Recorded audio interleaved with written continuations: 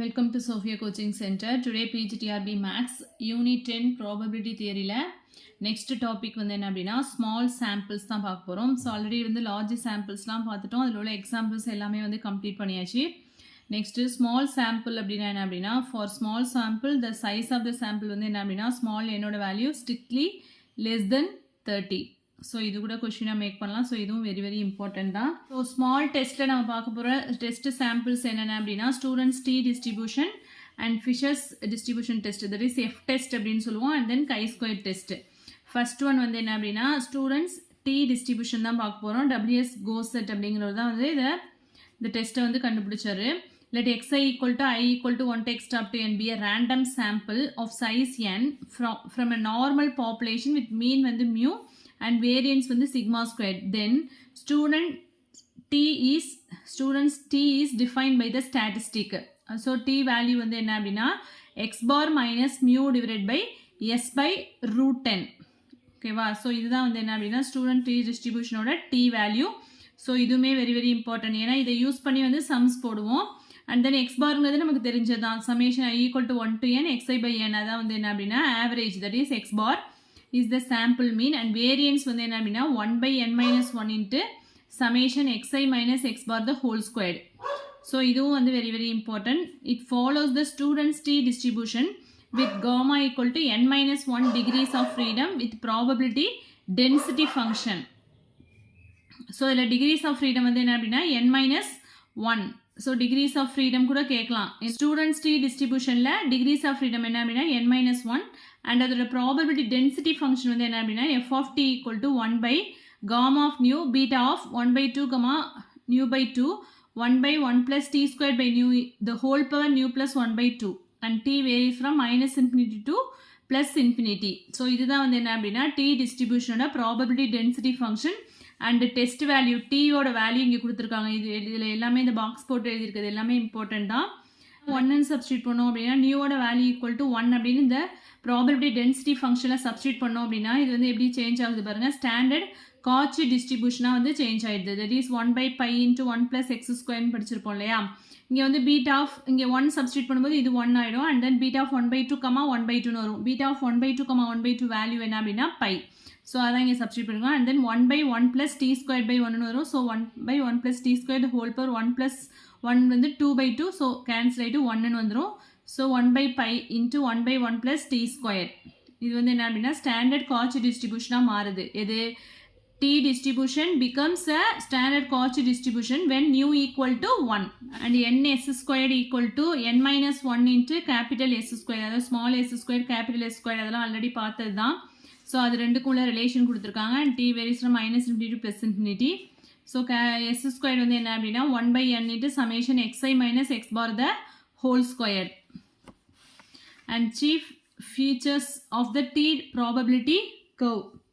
So T டிஸ்ட்ரிபியூஷனை பொறுத்த வரைக்கும் அந்த கர்வ் வந்து எப்படி இருக்கும் அப்படின்னா சிமெட்ரிக்கலாக இருக்கும். டி ஈக்குவல் டு 0ல் இந்த கர்வ் வந்து என்னவா இருக்குது அப்படின்னா சிமெட்ரிக்கலாக இருக்குது. அண்ட் டி ஆக்சஸ் வந்து என்ன நார்மல் டிஸ்ட்ரிபியூஷனுக்குள்ள ப்ராப்பர்ட்டிஸ் எல்லாமே வந்து இப்போ டி டிஸ்ட்ரிபியூஷனுக்கு அப்படியே சேமாக இருக்குது. ஸோ ஏன்னா நார்மல் டிஸ்ட்ரிபியூஷனில் இதே ப்ராப்பர்ட்டிஸ் தான் படிச்சிருப்போம். T axis is an asymptotic to the curve. T ஆக்சிஸ்னா இந்த ஆக்சிஸ்க்கு இந்த கர்வ் வந்து என்னவா இருக்குது அசிம்டோட்டிக் அப்படின்னா இந்த கர்வ் லைனை டச் பண்ணாது. அந்த லைனுக்கு வந்து என்ன பேரலாக அப்படியே போயிட்டே இருக்கும். அதுதான் வந்து அசிம்டோட்டிக் அப்படின்னு சொல்கிறோம். The curve has a maximum coordinate at t equal to 0. So இதுவுமே அங்கே நம்ம நார்மல் டிஸ்ட்ரிபியூஷனில் பார்த்த அதே ப்ராப்பர்ட்டி தான். For larger n degrees of freedom t distribution tends to standard normal distribution. So இது இப்போ தான் பார்த்துருக்கோம். டி டிஸ்ட்ரிபியூஷன் வந்து எப்போ வந்து ஸ்டாண்டர்ட் நார்மல் டிஸ்ட்ரிபியூஷனாக மாறும் அப்படின்னு சொல்லிட்டு. நெக்ஸ்ட் வந்து properties of T distribution.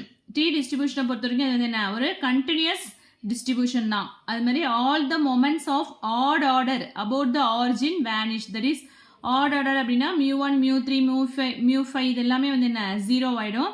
And then mean value வந்து 0 தான். ஏன்னா mu1 ஈக்குவல் டு 0ன்னு சொல்லிட்டோம்.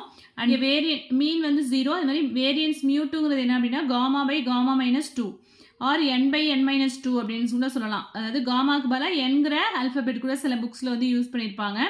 ஸோ ஃபார்முலாஸ் வந்து சேம் தான். உங்களுக்கு வந்து சில புக்ஸில் வந்து ஆல்ஃபபெட் மட்டும் வேறு ஆல்ஃபபெட் யூஸ் பண்ணி ஃபார்முலாஸ் வந்து மென்ஷன் பண்ணியிருப்பாங்க. அண்ட் தென் ஸ்கியூனஸ் வந்து என்ன அப்படின்னா 0, β1 ஈக்குவல் டு 0. ஏன்னா வந்து இது வந்து சிமெட்ரிக்கல் டிஸ்ட்ரிபியூஷன் சொல்லிட்டோம். சிமெட்ரிக்கல் அப்படிங்கும்போது அங்கே என்ன இருக்காது, ஸ்கியூனஸ் இருக்காது. So β1 value 0. So obviously gamma ஒன்று வந்து என்ன அப்படின்னாக்கா 0 தான். அண்ட் தென் குர்டோசிஸை பொறுத்த வரைக்கும் β2ங்கிறது என்ன, μ4/μ2 ஸ்கொயர். ஸோ இதுக்கெல்லாம் டெரிவேஷன் இருக்குது. உங்களுக்கு வந்து ஜஸ்ட் ஃபார்முலா மட்டும் இங்கே தெரிஞ்சிருந்தால் போதும். 3×n-2/n-4. அதாவது டி டிஸ்ட்ரிபியூஷனில் நம்மளுக்கு குர்டோசிஸ் வேல்யூ என்ன அப்படின்னு கேட்டாங்கன்னா 3×n-2/n-4. ஓகேவா, அது வரைக்கும் தெரிஞ்சுட்டா போதும். அஸ் n டென்ஸ் டு இன்ஃபினிட்டியாக இருக்கும்போது β2 என்ன ஆகும் அப்படின்னா 3ன்னு வந்துடும். ஏன்னா இங்கே இன்ஃபினிட்டி அப்ளை பண்ணோம் அப்படின்னா இங்கே என்ன ஆகிடும், β2 வந்து டென்ஸ் டு 3 அப்படின்னு வந்துடும். And then t distribution tends to normal for large degrees of freedom. என்னோட வேல்யூ வந்து லார்ஜராக இருக்கும்போது நமக்கு என்னது, டி டிஸ்ட்ரிபியூஷன் வந்து என்ன ஆகுது அப்படின்னா நார்மல் டிஸ்ட்ரிபியூஷனாக வந்து சேஞ்ச் ஆகுது. ஓகேவா, இதுவும் வந்து வெரி இம்பார்ட்டன்ட் பாயிண்ட் தான். அண்ட் தென் நெக்ஸ்ட் பாருங்க, confidence or fiducial limits for mu. So 95% already வந்து நம்ம பார்த்துருக்கோம்ல, 95%, 99% கான்ஃபிடன்ஸ் லிமிட்ஸ் அதெல்லாம் வந்து ஆல்ரெடி மெமரி பண்ணிக்க சொல்லியிருக்கேன். ஸோ இங்கே பாருங்க, 95% confidence limits for mu is given by x bar plus or minus t 0.05 s by root 10 with n-1 degrees of freedom. So 95% confidence limits for mu வந்து எப்படி எழுதணும் அப்படின்னா அதுக்குள்ள ஃபார்முலா இதுதான். ஓகேவா, அதாவது இதை வந்து 95% கான்ஃபிடன்ஸ் லிமிட்ஸ்னு சொன்னாலும் ஓகே தான், அப்படி இல்லைன்னா 5% லெவல் ஆஃப் சிக்னிஃபிகன்ஸ் அப்படின்னாலும் சேம் தான். ஓகேவா, ரெண்டுக்குமே சேம் ஃபார்முலா தான். இது வந்து பிஜியில் 2006-07 கேட்ட கொஷின். 95% கான்ஃபிடன்ஸ் லிமிட்ஸ்னு கேட்கலாம், ஆர் 5% லெவல் ஆஃப் சிக்னிஃபிகன்ஸ் அப்படின்னு கேட்கலாம். ஓகேவா, that is p of modulus t greater than t 0.05 அப்படின்னா அது வந்து என்ன 0.05. That is p of modulus of t less than or equal to t 0.05 அப்படின்னா இது வந்து என்ன 0.95 அப்படின்னு வந்துடும். ஓகேவா, so 95% confidence limits for mu is given by modulus t less than t 0.05. So நம்ம வந்து சம் இதுக்கு ரிலேட்டடாக போடுவோம், அப்போ வந்து உங்களுக்கு இன்னும் கிளியராகவே புரியும். ஓகேவா, அதே வந்து இப்போ 95% பார்த்தோம்ல, அதே மாதிரி 99% அப்படின்னா இங்கே 95% அப்படிங்கும்போது இங்கே டி 0.05 வரும். அதே 99% கான்ஃபிடன்ஸ் லிமிட்ஸ் ஃபார் மியூ அப்படின்னா சேம் அதே ஃபார்முலா தான். இங்கே வந்து என்ன டி 0.01 வரும். ஓகேவா, X bar plus or minus T 0.01 into S by root 10 with n-1 degrees of freedom. T டிஸ்ட்ரிபியூஷனை பொறுத்த வரைக்கும் எல்லாமே n-1 டிகிரிஸ் ஆஃப் ஃப்ரீடம் தான். அப்படி இல்லைன்னா அனதர் வேலை எப்படி சொல்லலாம், 1% லெவல் ஆஃப் சிக்னிஃபிகன்ஸ் அப்படின்னு சொல்லலாம். That is p of modulus t less than or equal to t 0.01 அப்படின்னா 0.99 வரும். அதே கிரேட்டர் தன்னா 0.01 வரும். நெக்ஸ்ட் அதுக்கு என்னென்ன அப்ளிகேஷன் எந்தெந்த ஃபீல்ட்லாம் வந்து அப்ளை பண்ணுறாங்க அப்படின்னு கொடுத்துருக்காங்க. To test if x bar differs significantly from mu of the population mean. Population மீனில் வந்து எப்படி டிஃபர் ஆகுது, எக்ஸ் பார்க்கும் மியூக்கும் உள்ள டிஃபரன்ஸை வந்து டெஸ்ட் பண்ணுறதுக்காக நம்ம என்ன யூஸ் பண்ணுறோம், டி டெஸ்ட் வந்து யூஸ் பண்ணுறோம். And then to test the significance of the difference between the two sample means. So two sample மீன்ஸ்குள்ள டிஃபரன்ஸை வந்து டெஸ்ட் பண்ணுறதுக்கு நம்ம என்ன யூஸ் பண்ணுறோம், டி டிஸ்ட்ரிபியூஷன் யூஸ் பண்ணுறோம். And then to test the significance of an observed sample correlation coefficient and sample regression coefficient. உங்களுக்கு correlation ரெக்ரெஷன்லாம் வந்து இந்த தடவை வந்து ஒமிட் பண்ணிட்டாங்க. ஸோ இந்த பாயிண்ட்டுமே வந்து வேண்டாம், இதையும் ஒமிட் பண்ணிடலாம். நெக்ஸ்ட் வந்து applications of student t test. Sample வந்து நார்மலாக இருந்ததுன்னா and then sample is at random, sigma is unknown. So 3 types of டெஸ்ட்டில் வந்து எப்படி வந்து நம்ம அசம்ஷன் எடுக்கிறோம், ஸ்டூடெண்ட் டி டெஸ்ட்டில் வந்து எப்படி வந்து டெஸ்ட் வந்து எடுக்கிறோம் அப்படிங்கிறது தான் இப்போ கொடுத்துருக்காங்க.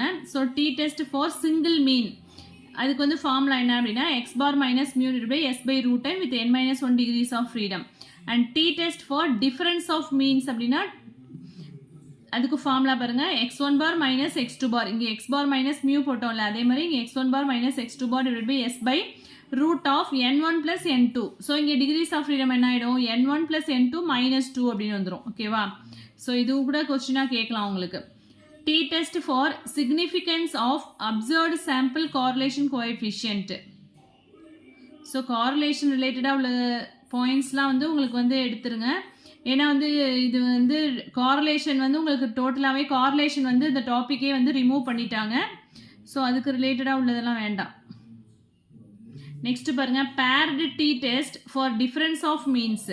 அதுக்கு உள்ள டெஸ்ட்டுக்கு உள்ள ஃபார்முலா பாருங்க, t equal to d by s by root 10 where d barங்கிறது என்ன அப்படின்னா 1 by n summation I equal to 10 di. So already நம்ம வந்து மீன் மீடியன்லாம் பார்த்தோம்ல அதிலே வந்து இதெல்லாம் பார்த்துருப்போம். அண்ட் தென் எஸ் ஸ்கொயர்டுங்கிறது என்ன அப்படின்னா 1 by n minus 1 summation I equal to 1 to n di minus d bar the whole square with n minus 1 degrees of freedom. D டெஸ்ட்ல ஒரு எக்ஸாம்பிள் பாருங்க. First example, a machinist is making engine parts with axle diameters of 0.700 inch.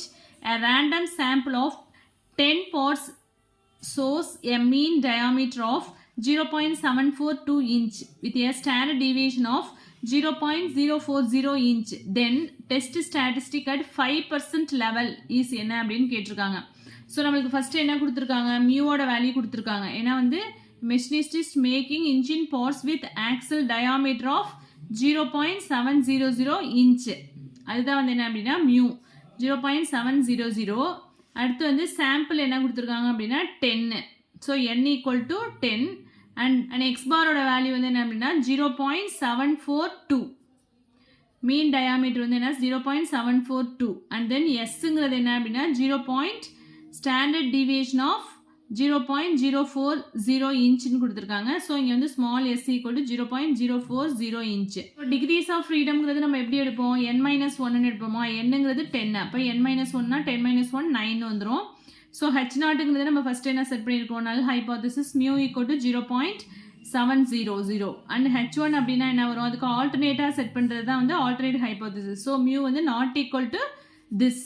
So test ஸ்டாட்டிஸ்டிக்கோட formula என்ன, x bar minus mu divided by s by root 10. So x bar நமக்கு என்ன value தெரியும் 0.742 minus மியூவோட வேல்யூன்னு தெரியும், அதையும் substitute பண்ணிக்கோங்க. And then s by root n minus 1. So நம்மளுக்கு வந்து ரூட் என்னன்னு போடுறதை விட ரூட் n minus 1 போட்டால் தான் நமக்கு வந்து ஹோல் நம்பராக வரும். ஏன்னா ரூட் ஆஃப் 9 அப்படின்னா 3 வந்துடும் இல்லையா. So root of n minus 1 அந்த ஃபார்முலா இங்கே யூஸ் பண்ணிக்கலாம். ஸோ போடுங்க எஸ்ங்கிறது 0.040 டிவைட் பை ரூட் 9 அப்படின்னா 3 வந்துடும். ஸோ இங்கே கீழே இருக்கிறதுனால ரெசிப்ரோக்கல் எடுக்கும்போது இது நியூமரேட்டருக்கு வந்துருக்கும், 3 வந்து நியூமரேட்டருக்கு வந்துடும். ஸோ இதை வந்து கேன்சல் பண்ணோம் அப்படின்னா நமக்கு என்ன வருது 3.15 with n-1 degrees of freedom. So test பண்ணோம் அப்படின்னா 3.15ங்கிறது என்ன கிரேட். ஸோ நம்மளுக்கு வந்து ஃபைண்ட் அவுட் பண்ண இந்த டி வேல்யூ வந்து என்ன ஆகுது, மாடுலஸ் ஆஃப் டி போட்டோம் அப்படின்னா அது வந்து என்ன கிரேட்டர் தென் 1.96. 5% அப்படிங்கும்போது 1.96 தானே இங்கே எழுதியிருப்போம். ஸோ கிரேட்டர் தென் 1.96 விட கிரேட்டராக இருக்கிறதுனால h0 வேல்யூ வந்து நம்ம என்ன பண்ணுவோம், ரிஜெக்ட் பண்ணிடுவோம். ஸோ நம்ம எடுத்துருக்க ஹைபோதிசிஸ் வந்து என்ன அப்படின்னா h0 is rejected. So test statistic value தான் கேட்டிருக்காங்க, நமக்கு வந்து என்ன 3.15. ஸோ இதோட வந்து ஸ்டாப் பண்ணிக்கலாம். ஸோ டெஸ்ட் ஸ்டாட்டிஸ்டிக் வந்து நம்ம அக்செப்ட் பண்ணுறோமா ரிஜெக்ட் பண்ணுறோமா அப்படிங்கிறது தான் இங்கே நோட்டில் கொடுத்துருக்கேன். ஸோ டி டிஸ்ட்ரிபியூஷனில் இவ்வளோ தான். நெக்ஸ்ட் வந்து என்ன அப்படின்னா எஃப் டெஸ்ட், இது வந்து நெக்ஸ்ட் வீடியோவில் பார்க்கலாம். ஸோ இதில் எதுவும் டவுட்ஸ் இருந்தது அப்படின்னா கமெண்ட் செக்ஷனில் கமெண்ட் பண்ணுங்கள். என் வீடியோ பிடிச்சினா லைக் பண்ணுங்கள், ஷேர் பண்ணுங்கள், சப்ஸ்கிரைப் பண்ணுங்கள். தேங்க்யூ.